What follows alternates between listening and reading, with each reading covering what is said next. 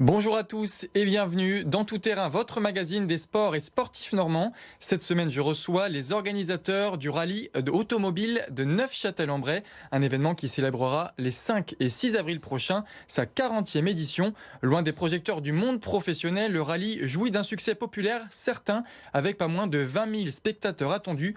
On y revient dans un instant. Pour l'heure, place au top chrono.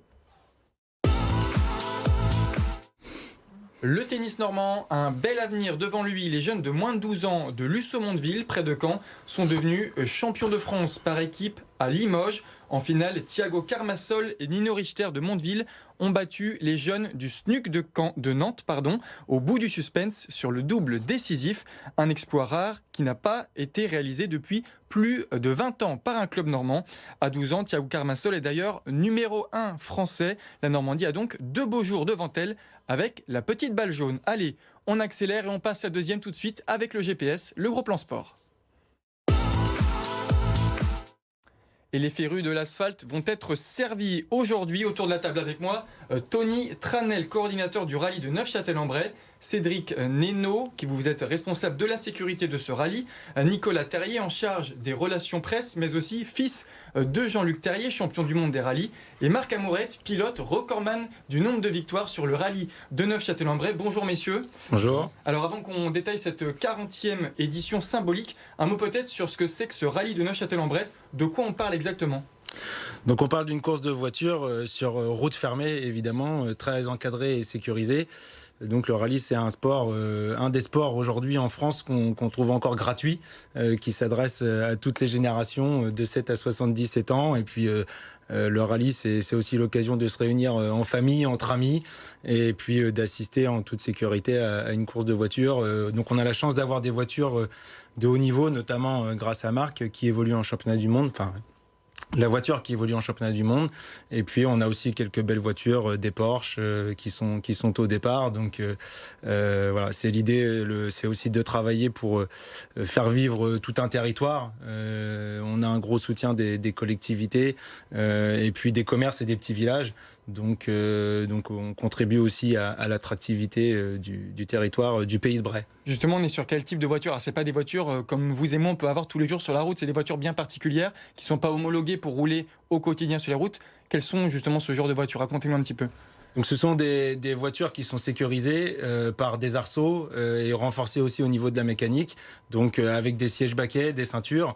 Donc on est obligé d'être attaché et puis de suivre... sur le routier, ce qu'on appelle le routier, donc en dehors des épreuves chronométrées, on doit respecter scrupuleusement le code de la route. Et puis on a les épreuves chronométrées, donc d'un point A à un point B, où là, pour le coup, l'intérêt c'est d'aller le plus vite possible. Et donc là, on a le casque, on a le Hans, on a les harnais, les sièges baquets. Et puis avec les arceaux, etc. Donc vous avez parlé d'épreuves chronométrées, d'épreuves non chronométrées. Comment ça se passe un rallye donc, de ce genre ? Ça dure 2 jours. C'est quoi les épreuves qu'on va retrouver sur ces 2 jours ? Alors le samedi matin, les pilotes font les reconnaissances du parcours. Donc ils ont le droit à 3 passages pour aller repérer le parcours. Donc il y a le pilote et le copilote. Le pilote donne ses notes au copilote qui lui va les ressortir le jour de la course. Le samedi après-midi, on fait la vérification technique et administrative des voitures et des pilotes. Et le dimanche, on retrouve la course. Donc on a 6 épreuves chronométrées, 2 épreuves qu'on fait 3 fois. Entre 7h30 du matin et 18h30. Marc Amourette, je vais me tourner vers vous. Ce rallye de Neufchâtel-en-Bray, il compte pour la Coupe de France des rallyes. Ça veut dire que c'est pas un rallye fait pour n'importe qui. C'est-à-dire qu'il y a du haut niveau. Vous êtes l'exemple, vous avez gagné 4 fois ce rallye. Vous avez une voiture d'exception, je crois, qui est inscrite au championnat du monde. Donc c'est un rallye déjà de haut niveau. Oui, c'est un rallye qui compte pour la Coupe de France.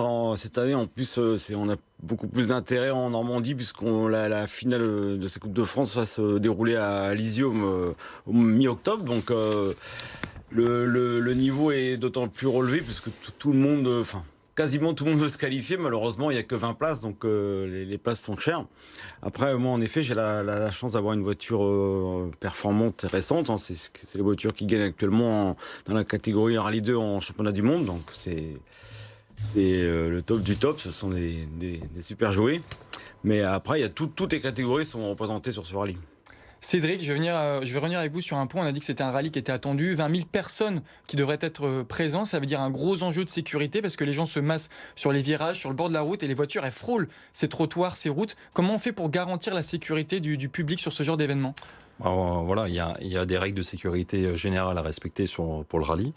Une partie publique, comme vous l'expliquez, c'est que le public doit respecter les zones de sécurité qui sont définies par l'organisation. Puis la règle générale entre guillemets qui s'intègre à notre RTS, c'est notre règlement technique de sécurité. Donc ça, le public doit respecter le balisage. Voilà, il y a des rubalises rouges tout simplement et des rubalises vertes. Donc le public est admis au niveau des rubalises vertes. Voilà, il doit de respecter aussi les consignes des commissaires de piste qui sont là pour faire régner entre guillemets l'ordre sur le long des spéciales, pour que tout le monde soit en sécurité.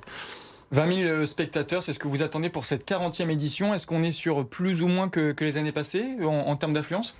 On est un peu plus, on a eu l'effet Eric Branson et Marc Amourette, donc deux pilotes de haut niveau sur le rallye, et donc ça a contribué à augmenter le nombre de spectateurs, donc sécurité renforcée pour cette année. Nicolas Terrier, je vais venir à vous, puisqu'on parle donc de la 40e édition du rallye Neufchâtel. 40 éditions d'un même rallye, ça veut dire quelque part que le rallye est devenu incontournable dans le paysage automobile français, en tout cas normand. Oui, tout à fait. Bon, le Neufchâtel, en vérité, c'est la continuité de 3 épreuves. Le premier, il y a eu la Ronde Brayonne, qui a eu lieu du côté qui était Londinière. Après, on a eu une petite course de côte chez Neufchâtel. Et le rallye propre à Neufchâtel, c'était à partir de 90, où là, au fil des années, avec toutes les différentes équipes organisatrices, on a fait progresser le rallye. Et aujourd'hui, Tony est à la tête du rallye, il le mène de main de maître avec toute l'équipe. Et c'est vrai que c'est un succès populaire énorme. Je pense qu'en Normandie, on peut le dire au niveau régional, c'est... je dirais pas le meilleur, mais au niveau popularité, c'est dans le top 3. Alors, je vais vous poser la question à vous en premier, mais tout le monde va pouvoir répondre. Le rallye, c'est quand même un sport de passionnés. Vous en êtes l'exemple, Nicolas Terrier, puisque votre père était donc champion du monde des rallyes. Est-ce que il faut baigner dedans pour apprécier ce sport ou pas spécialement ? Est-ce qu'on peut tous apprécier ce genre d'épreuve ? Non, forcément, il faut pas. On n'est pas obligé d'être né dans le milieu pour être passionné de ce sport. Je pense que c'est dans tous les sports, on se passionne. On peut très bien être fils d'un pilote et se passionner pour le tennis ou pour le foot et vice versa. Si on attrape le virus très jeune, même en n'étant pas dans le milieu, la passion, on la vit de la même façon pour moi. Mais bon, passion, mais quand on voit qu'on a le fils d'un champion du monde qui est à vos côtés, ça montre quand même quelque chose. Ça nous met la pression parce que c'est son père qui a créé l'épreuve, donc on est les successeurs de Jean-Luc Terrier. Et puis effectivement, Neufchâtel-en-Bras est très reconnu en France.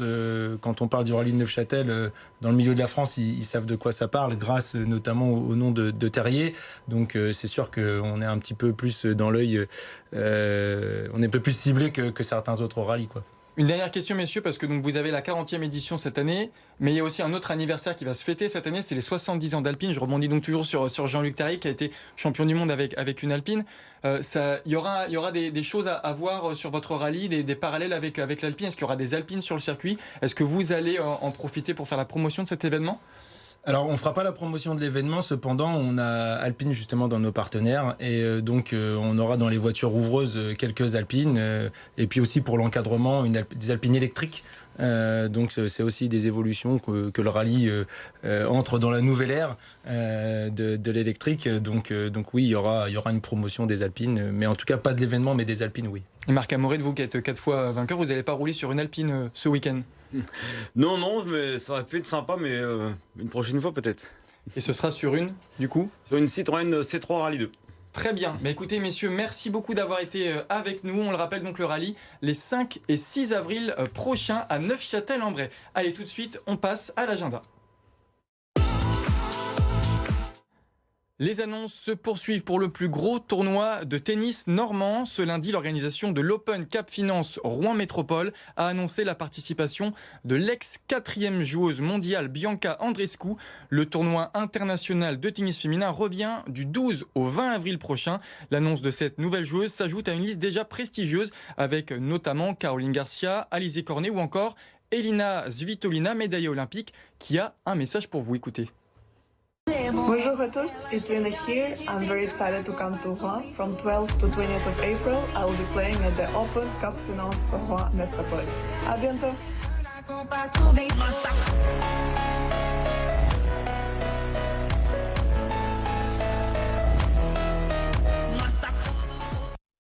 Rendez-vous donc le 12 avril prochain. Merci à tous d'avoir suivi ce tout-terrain. Dans un instant, l'information continue sur BFM Normandie. Demain matin à 6h30, vous avez rendez-vous pour votre réveil avec Anaïs Bernard. Merci à tous et à la semaine prochaine pour un nouveau numéro de Tout-terrain.